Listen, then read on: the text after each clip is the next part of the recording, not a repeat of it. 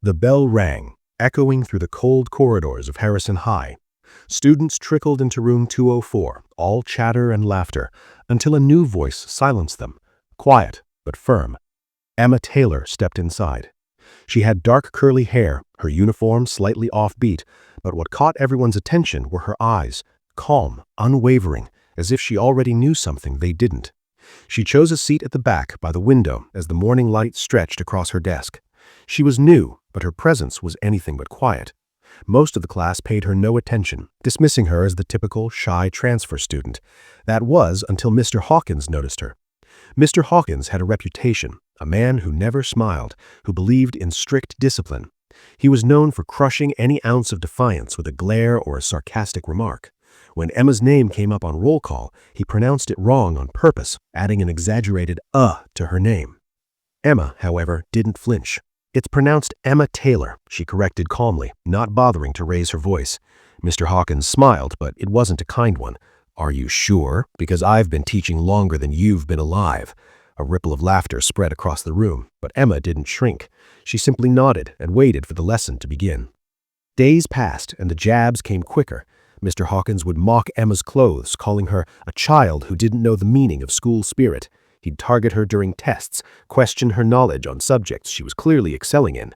His insults became more pointed, but Emma remained untouched, unaffected. It wasn't until that Tuesday afternoon in history class that the moment of change arrived. Mr. Hawkins was in the middle of a rant about traditional American values. He was explaining a flawed version of the country's founding principles, and Emma, being as sharp as she was, raised her hand. "Actually, Mr. Hawkins," Emma interjected, her voice steady, "that's not exactly true. The Bill of Rights was more about protecting individuals from government overreach than—" "Enough," Mr. Hawkins snapped, cutting her off with a wave of his hand. "Come up here if you think you can teach this class better." The students fell silent. They'd seen Mr. Hawkins shut people down before, but something in Emma's eyes made them nervous. She stood, walking to the front of the class. "Mr. Hawkins," she said, her tone almost gentle, "you're misrepresenting the facts, and you're not doing it by accident." He sneered, pulling at his cufflinks as he stepped toward her. "You think you can correct me, a simpleton like you?" And in a quick, deliberate movement, Mr. Hawkins tugged at Emma's sweater, just enough to create a tear. The classroom went still.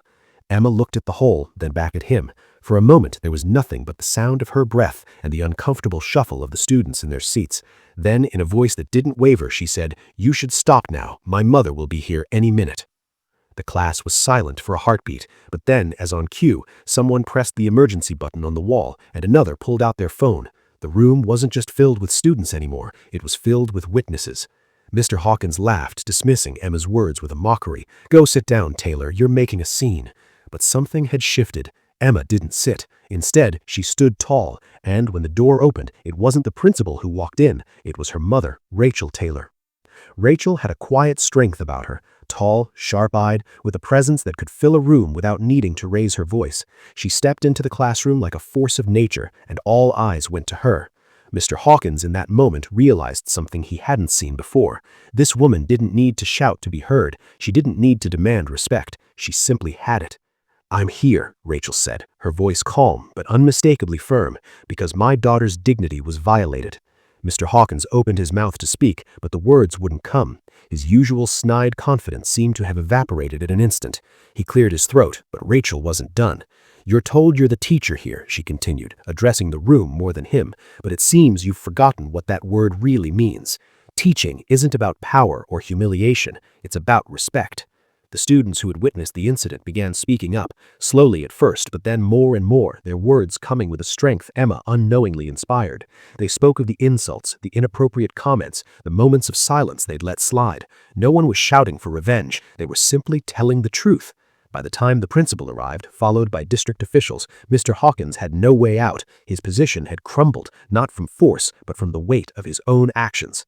He was placed on leave pending investigation. The change didn't stop there. The school implemented new policies, created training for teachers, and students began to speak out, not with anger, but with clarity. Emma stayed by the window just like she always had, while the sunlight danced across her desk, and when school let out that afternoon, her mother stood waiting for her by the gate. "You did well," Rachel said. Emma smiled softly. "We did well, all of us, because sometimes standing up for what's right doesn't involve anger. It's simply about showing up, quietly, steadily, and letting truth walk in when it's needed most. And in the end, that was all it took to change a classroom, a school, and perhaps even the world, one voice at a time.